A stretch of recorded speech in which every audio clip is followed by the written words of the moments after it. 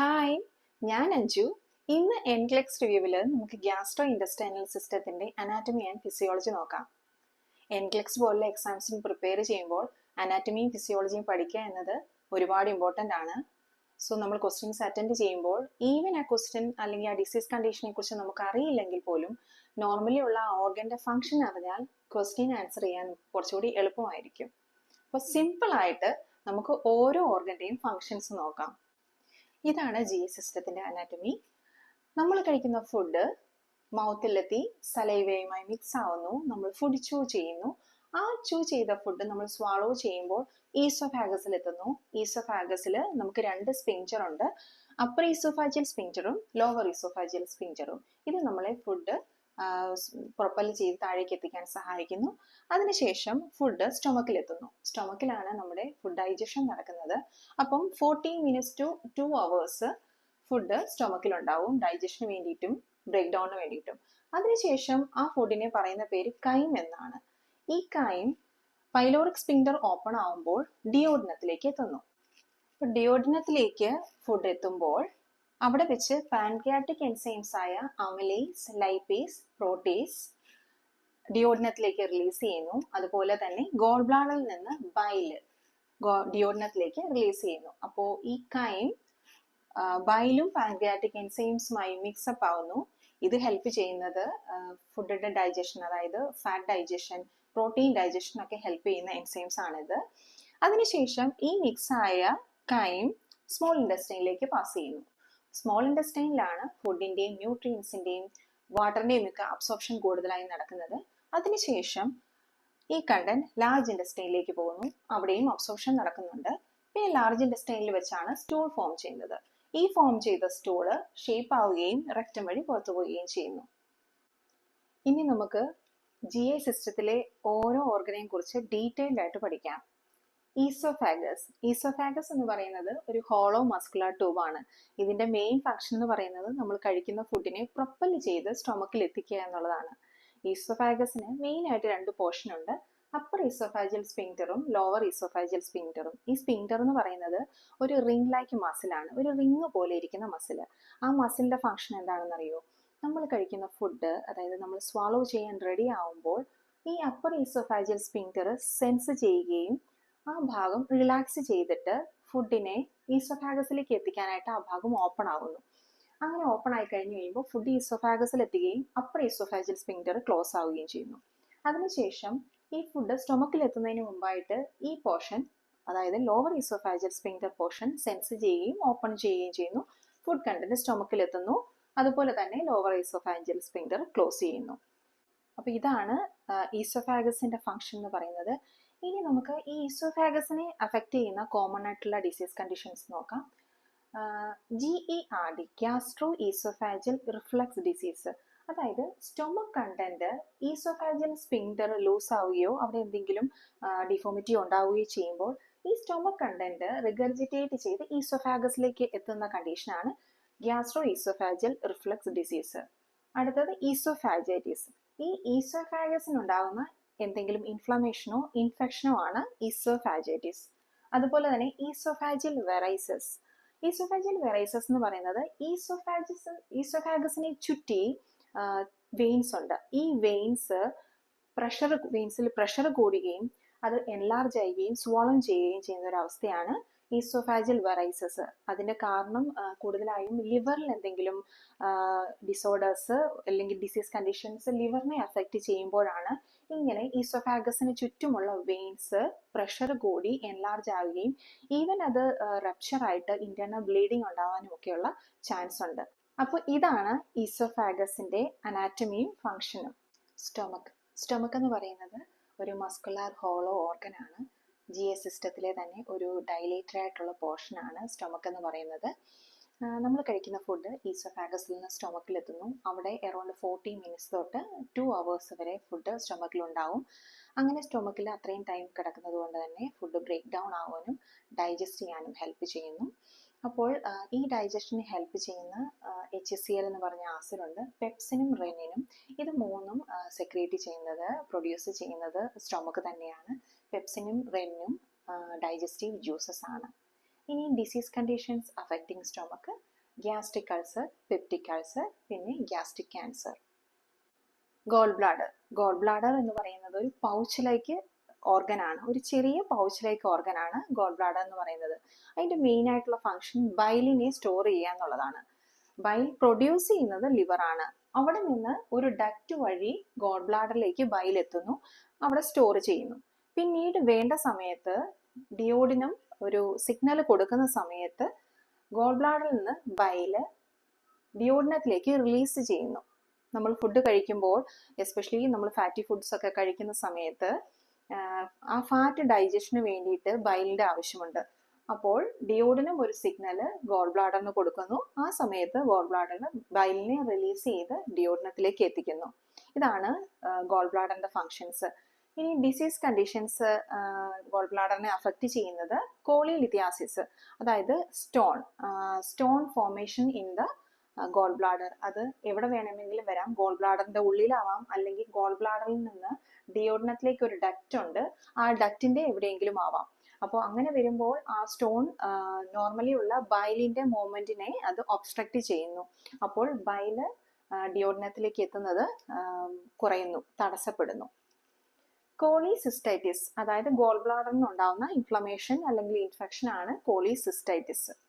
Normally അതിന്റെ reason ഈ goal bladder stone തന്നെയാണ്. ഗോൾ ബ്ലാഡർ ക്യാൻസർ ആണ് അടുത്ത ഡിസീസ് കണ്ടീഷൻസ്. പാൻക്രിയാസിന് രണ്ട് റോൾ ഉണ്ട്, എക്സോക്രൈനും എൻഡോക്രൈനും. എക്സോക്രൈൻ പാർട്ട് ഓഫ് പാൻക്രിയാസ് ചെയ്യുന്നത് അമിലേസ്, ലൈപ്പേസ്, പ്രോട്ടേസ് എന്ന എൻസൈംസിനെ റിലീസ് ചെയ്യുന്നുള്ളതാണ്. അമിലേസ് ഹെൽപ്പ് ചെയ്യുന്നത് നമ്മൾ കഴിക്കുന്ന ഫുഡിലെ സ്റ്റാർച്ചിനെ ഷുഗർ ആയിട്ട് കൺവേർട്ട് ചെയ്യാൻ ഹെൽപ്പ് ചെയ്യുന്നു. ലൈപ്പേസ് ഫാറ്റിന്റെ ബ്രേക്ക് ഡൗണെ ഹെൽപ്പ് ചെയ്യുന്നു. പ്രോട്ടേസ് പ്രോട്ടീന്റെ ബ്രേക്ക് ഡൗണെ ഹെൽപ്പ് ചെയ്യുന്നു.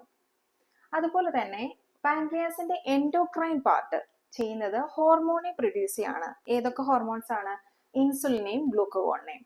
അതായത് പാൻക്രിയാസിന്റെ എൻഡോക്രൈൻ പാർട്ടാണ് നമ്മുടെ ബ്ലഡ് ഷുഗറിനെ മാനേജ് ചെയ്യുന്നത്, മെയിൻറ്റെയിൻ ചെയ്ത് നിർത്തുന്നത്. അതായത് നമ്മൾ കഴിക്കുമ്പോൾ ഷുഗറിന്റെ എമൗണ്ട് കുറവാണെന്നുണ്ടെങ്കിൽ അപ്പോൾ ഗ്ലൂക്കോഗോണിനെ റിലീസ് ചെയ്ത് ഷുഗർ ബാലൻസ് ചെയ്യുന്നു. അതുപോലെ തന്നെ കൂടുതൽ ഷുഗറി ഫുഡ്സ് കഴിക്കുമ്പോൾ ഇൻസുലിനെ റിലീസ് ചെയ്ത് ആ ബ്ലഡ് ഷുഗർ മാനേജ് ചെയ്യുന്നു. അപ്പോൾ ഇങ്ങനെ രണ്ട് റോള് പാൻക്രിയാസ് ചെയ്യുന്നുണ്ട്, എക്സോക്രൈനും എൻഡോക്രൈൻ റോളും.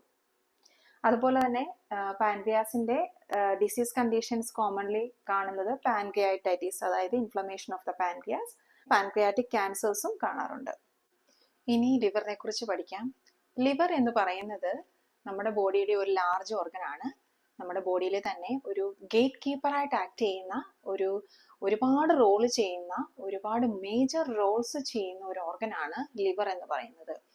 ഇതിന്റെ ഫങ്ഷൻസ്, ഫസ്റ്റ് വൺ പ്രൊഡക്ഷൻ. അതിൽ ആൽബുമിനെ പ്രൊഡ്യൂസ് ചെയ്യുന്നു. ആൽബുമിൻ എന്ന് പറയുന്നത് ഒരു പ്രോട്ടീൻ ആണ്. നമ്മുടെ ബ്ലഡ് വെസൽസിലുള്ള ഓങ്കോട്ടിക് പ്രഷർ മാനേജ് ചെയ്യുന്ന ഒരു പ്രോട്ടീൻ ആണ് ആൽബുമിൻ. അതായത് ബ്ലഡ് വെസൽസിൻ്റെ അകത്ത് ഫ്ലൂയിഡും ബ്ലഡും ഒക്കെ കറക്റ്റ് പ്രഷറിൽ റൺ ചെയ്യാൻ വേണ്ടിയിട്ട് പ്രഷർ മാനേജ് ചെയ്യുന്ന ഒരു പ്രോട്ടീൻ ആണ് ആൽബുമിൻ എന്ന് പറയുന്നത്. നമ്മൾ ഹൈപ്പോ ആൽബുമിനീമിയ പേഷ്യൻസിനെ കണ്ടിട്ടുണ്ടാവും. അവരുടെ ബോഡിയിൽ ഭയങ്കര സ്വെല്ലിംഗ് ഉണ്ടാവും, എഡിമയൊക്കെ ഉണ്ടാവുന്നത് നമ്മൾ കണ്ടിട്ടുണ്ട്.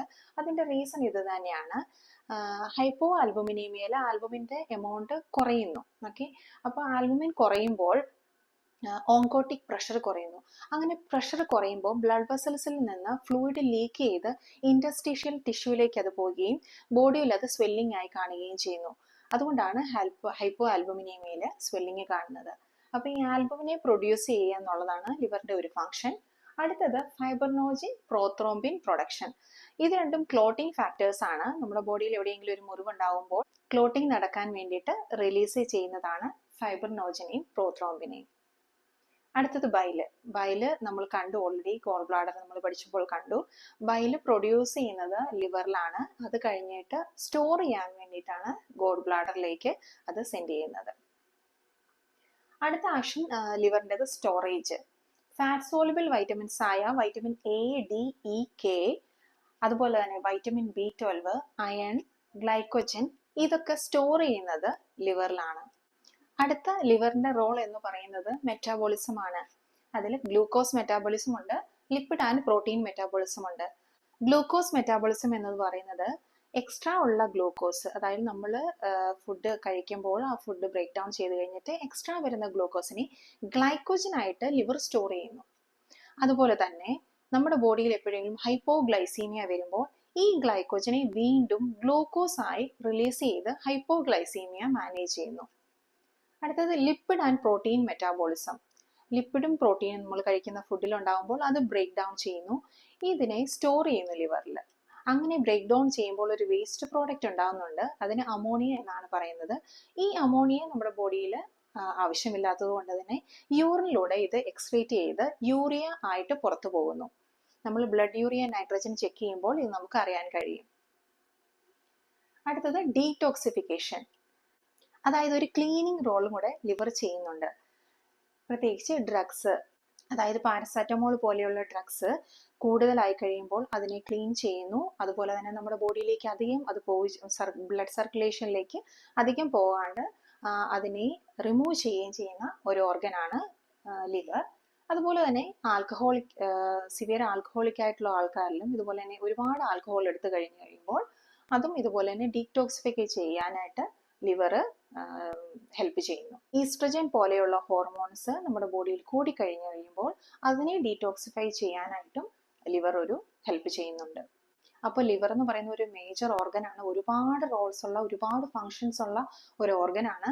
പ്രൊഡക്ഷൻ, മെറ്റാബോളിസം, ഡീടോക്സിഫിക്കേഷൻ, സ്റ്റോറേജ്, ഇങ്ങനെയൊക്കെയുള്ള ഫങ്ഷൻ ചെയ്യുന്നതുകൊണ്ട് തന്നെ ലിവറിൽ എന്തെങ്കിലും ഡിസീസ് കണ്ടീഷൻസ് വന്നു കഴിഞ്ഞാൽ, അതായത് ലിവർ സിറോസിസ്, ഹെപ്പാറ്റൈറ്റിസ്, ഇങ്ങനെയുള്ള ഡിസീസ് കണ്ടീഷൻസ് ആണല്ലോ കോമൺ ആയിട്ട് ലിവറിനെ അഫക്റ്റ് ചെയ്യുന്നത്. അപ്പോൾ ഈ ഡിസീസ് കണ്ടീഷൻസ് വരുമ്പോൾ എന്തൊക്കെ സിസ്റ്റംസ് ആണ് ഓൾട്ടേഡ് ആവുന്നത്, എന്തൊക്കെ മെറ്റാബോളിസം ആണ് അവിടെ ഓൾട്ടർ ആവുന്നത് എന്നുള്ളത് നമുക്ക് മനസ്സിലാവുമല്ലോ.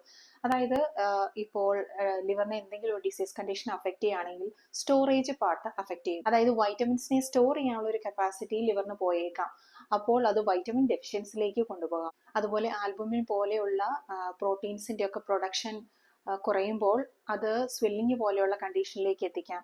അതുപോലെ ലിവർ അഫക്റ്റഡ് ആവുമ്പോൾ ഫൈബ്രിനോജിൻ, പ്രോത്രോംബിൻ പോലെയുള്ള ക്ലോട്ടിംഗ് ഫാക്ടേഴ്സിനെ അത് അഫക്റ്റ് ആവുന്നു.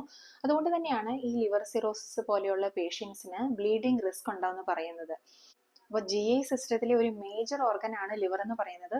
ഒരുപാട് റോൾസ് ഉള്ളത് കൊണ്ട് തന്നെ ഈ ലിവറിന് എന്തെങ്കിലും ഡിസീസ് കണ്ടീഷൻ, ലിവർ സിറോസിസ് അല്ലെങ്കിൽ ഹെപ്പാറ്റൈറ്റിസ് പോലെയുള്ള എന്തെങ്കിലും കണ്ടീഷൻസ് അഫക്റ്റ് ചെയ്യുവാണെങ്കിൽ ഈ പറഞ്ഞ റോൾസ് ഒക്കെ അഫക്റ്റഡ് ആവും. അതായത് ബ്ലീഡിംഗ് റിസ്ക് ഉണ്ടാവാം, കാരണം പ്രോത്രോംബിനും ഫൈബ്രിനോജിനും ലിവർ റിലീസ് ചെയ്യുന്നതാണ്. അപ്പോൾ ലിവറിൽ എന്തെങ്കിലും ഡിസീസ് കണ്ടീഷൻസ് ഉണ്ടെങ്കിൽ അത് ബ്ലീഡിംഗ് റിസ്കിലേക്ക് കൊണ്ടുപോകാം. അതുപോലെ തന്നെ ആൽബുമിൻ, ഹൈപ്പോ ആൽബുമിനിയിലേക്ക് പോകാം, ഈവൻ ലിവറിന് ആൽബുമിനെ റിലീസ് ചെയ്യാൻ കഴിയാണ്ട് വന്നു കഴിഞ്ഞാൽ. അതുപോലെ തന്നെ വൈറ്റമിൻ ഡെഫിഷ്യൻസി ഉണ്ടാവാം, ഫാറ്റ് സോലുബിൾ വൈറ്റമിൻസ് ഒക്കെ ലിവർ പ്രൊഡ്യൂസ് ചെയ്യുന്നതുകൊണ്ട് ലിവറിന് എന്തെങ്കിലും ബുദ്ധിമുട്ടുണ്ടെങ്കിൽ വൈറ്റമിൻ ഡെഫിഷ്യൻസി ഉണ്ടാകാം. ഡീടോക്സിഫിക്കേഷനെ അഫക്റ്റ് ചെയ്യുന്നതുകൊണ്ട് തന്നെ ഈ ഡ്രഗ്സോ അല്ലെങ്കിൽ എക്സ്ട്രാ ഉള്ള ആൽക്കഹോളോ ഒക്കെ ബോഡിയിലൂടെ സർക്കുലേറ്റ് ചെയ്യാനും അത് ബാക്കിയുള്ള ഓർഗൻസിനെ ഡാമേജ് ചെയ്യാനും കാരണമാകുന്നു. അപ്പോൾ ലിവറിനെ കുറിച്ച് നന്നായി പഠിക്കുക എന്ന് പറയുന്നത് ഒരുപാട് ഇമ്പോർട്ടൻ്റ് ആണ്, ഒരുപാട് റോൾ ചെയ്യുന്ന ഒരു ഓർഗനാണ് ലിവർ. സ്മോൾ ഇൻറ്റസ്റ്റൈൻ എന്ന് പറയുന്നത് 20 feet ലോങ് ആയിട്ടുള്ള ഒരു ഓർഗനാണ്. ഇതിന് 3 പാർട്സ് ഉണ്ട്: duodenum, jejunum and ileum. Duodenum start ചെയ്യുന്നത് സ്റ്റൊമക്കിൽ നിന്നാണ്, അത് കഴിഞ്ഞിട്ട് അത് ജിജനത്തിലേക്ക് കണക്ട് ചെയ്യുന്നു, ജിജനത്തിൽ നിന്ന് ഇലിയത്തിലേക്ക്, അവിടെ നിന്ന് ലാർജ് ഇൻറ്റസ്റ്റൈനിലേക്ക് കണക്ട് ചെയ്യുന്നു. അപ്പോൾ ഈ സ്മോൾ ഇൻറ്റസ്റ്റൈൻ റിലീസ് ചെയ്യുന്ന കുറച്ച് എൻസൈംസ് ഉണ്ട് നമ്മുടെ ഡൈജഷന് ഹെൽപ്പ് ചെയ്യാൻ വേണ്ടിയിട്ട്. പെപ്റ്റിഡേസ്, സുക്രേസ്, മാൾട്ടേസ്, ലാക്ടേസ്, എൻട്രോകൈനേസ്, ഈ എൻസൈംസ് ആണ് സ്മോൾ ഇൻറ്റസ്റ്റൈൻ റിലീസ് ചെയ്യുന്നത്. അത് ഡൈജഷനെ സഹായിക്കുന്നു. നമ്മുടെ കഴിക്കുന്ന ഫുഡിന്റെ കൂടുതൽ അബ്സോർപ്ഷൻ നടക്കുന്നതും ഈ സ്മോൾ ഇൻറ്റസ്റ്റൈനിലാണ്. പിന്നെ ഡിസീസ് കണ്ടീഷൻസ് ഈ സ്മോൾ ഇൻറ്റസ്റ്റൈനെ അഫക്റ്റ് ചെയ്യുന്നത് ഗ്യാസ്ട്രോ എൻട്രൈറ്റിസ്, അതായത് സ്മോൾ ഇൻറ്റസ്റ്റൈൻ ഉണ്ടാകുന്ന ഇൻഫ്ലമേഷൻ ആണ് ഗ്യാസ്ട്രോ എൻട്രൈറ്റിസ്. പിന്നെ സീലിയാക് ഡിസീസ്. സീലിയാക് ഡിസീസ് എന്ന് പറയുന്നത് ഗ്ലൂട്ടൻ അടങ്ങിയ ഫുഡ് കഴിക്കുമ്പോൾ അത് ടോളറേറ്റ് ചെയ്യാൻ കഴിയാണ്ട് വരുന്ന അവസ്ഥയാണ് സീലിയാക് ഡിസീസ്. പിന്നെ ഇൻഫ്ലമേറ്ററി ബവൽ സിൻഡ്രോം, പിന്നെ ഇറിറ്റബിൾ ബവൽ സിൻഡ്രോം, ഈ കണ്ടീഷൻസ് ആണ് സ്മോൾ ഇൻറ്റസ്റ്റൈനെ കോമൺ ആയിട്ട് അഫക്റ്റ് ചെയ്യാറ്. Large intestine. ലാർജ് ഇൻറ്റസ്റ്റൈന് 3 പോർഷൻ ഉണ്ട്: caecum, colon and rectum. Small ഇൻറ്റസ്റ്റൈനിൽ നിന്ന് സീക്കത്തിലേക്ക് കണക്ട് ചെയ്യുന്നു, അവിടെ നിന്ന് ഇത് അസെൻഡിങ് കോളോൺ, ഇത് transverse colon and descending colon, അത് കഴിഞ്ഞിട്ട് ഇത് റെക്റ്റത്തിലേക്ക് കണക്ട് ചെയ്യുന്നു. ലാർജ് ഇൻഡസ്റ്റൈനിൽ നമ്മുടെ ഫുഡിന്റെ അബ്സോർപ്ഷൻ നടക്കുന്നുണ്ട്. പക്ഷെ ലാർജ് ഇൻഡസ്റ്റൈനിൽ നിന്ന് എൻസൈംസ് ഒന്നും റിലീസ് ആവുന്നില്ല. ഫുഡിന്റെ അബ്സോർപ്ഷനും അതുപോലെ തന്നെ വാട്ടറിന്റെ അബ്സോർപ്ഷനും ഒക്കെ ചെറിയ രീതിയിൽ ലാർജ് ഇൻഡസ്റ്റൈനിൽ നടക്കുന്നുണ്ട്. പിന്നെ ലാർജ് ഇൻഡസ്റ്റൈനിൽ വെച്ചാണ് ഫീസസ് ഫോം ചെയ്യുന്നത്. അവിടെ നിന്ന് സ്റ്റൂളായി രക്തത്തിലൂടെ പുറത്തു പോകുന്നു. എന്തൊക്കെ ഡിസീസ് കണ്ടീഷൻസ് ആണ് ലാർജ് ഇൻഡസ്റ്റൈനെ അഫക്ട് ചെയ്യുന്നത്? ഡൈവേർട്ടിക്കുലൈറ്റിസ് എന്ന് പറഞ്ഞാൽ ഇൻഡസ്റ്റൈനിൽ ഉണ്ടാകുന്ന ഒരു പൗച്ച് ലൈക്ക് ഫോം ആണ് ഡൈവേർട്ടിക്കുലം. അപ്പോൾ ഈ പൗച്ച് ലൈക്ക് ഫോം ഉണ്ടായതിനു ശേഷം അതിൽ ഇൻഫ്ലമേഷൻ ഉണ്ടാകുന്നു, അല്ലെങ്കിൽ ഇൻഫെക്ഷൻ ഉണ്ടാകുന്നു. അതിന് ഡൈവേർട്ടിക്കുലൈറ്റിസ് എന്ന് പറയുന്നത്. പിന്നെ അൾസറേറ്റീവ് കോളൈറ്റിസ്, കോളോറെക്ടൽ ക്യാൻസർ, ഇതൊക്കെയാണ് ലാർജ് ഇൻഡസ്റ്റൈനെ അഫക്ട് ചെയ്യുന്ന ഡിസീസ് കണ്ടീഷൻസ്. അപ്പോൾ ഇതാണ് ഗ്യാസ്ട്രോ ഇൻഡസ്റ്റൈനൽ സിസ്റ്റത്തിന്റെ അനാറ്റമി ആൻഡ് ഫിസിയോളജി. നമ്മളൊരു ഡിസീസ് കണ്ടീഷൻ പഠിക്കുന്നതിന് മുമ്പ് ആ ഒരു ഓർഗന്റെ നോർമൽ ഫംഗ്ഷൻ പഠിച്ചില്ലെങ്കിൽ ഡിസീസ് കണ്ടീഷൻ പഠിക്കുമ്പോൾ അത് നമുക്ക് ഒരുപാട് ബുദ്ധിമുട്ടാവും. ലിവർ പോലെയുള്ള മേജർ ഓർഗൻസിന്റെ നോർമൽ ഫങ്ഷൻസ് അറിഞ്ഞില്ല എങ്കിൽ അതിന്റെ ഡിസീസ് കണ്ടീഷൻ പഠിക്കുമ്പോൾ നമുക്ക് ഒരുപാട് ബുദ്ധിമുട്ടായി ഫീൽ ചെയ്യും. അപ്പോൾ അറ്റ്ലീസ്റ്റ് നമ്മൾ normal functions of each organ, അതായത് ഓരോ ഓർഗന്റെയും മേജർ ആയിട്ടുള്ള ഫങ്ഷൻസ് നമ്മൾ പഠിച്ചിരുന്നു കഴിഞ്ഞാൽ നമുക്ക് ഡിസീസ് കണ്ടീഷൻ പഠിക്കുമ്പോൾ ഒരുപാട് ഈസി ആയി തോന്നും. അപ്പോൾ ഈ വീഡിയോ എല്ലാവർക്കും ഇഷ്ടമായി എന്ന് വിശ്വസിക്കുന്നു. ഇഷ്ടമായ ലൈക്ക് ചെയ്യാനും ഷെയർ ചെയ്യാനും കമന്റ് ചെയ്യാനും മറക്കല്ലേ. പിന്നെ സബ്സ്ക്രൈബ് ചെയ്യണേ.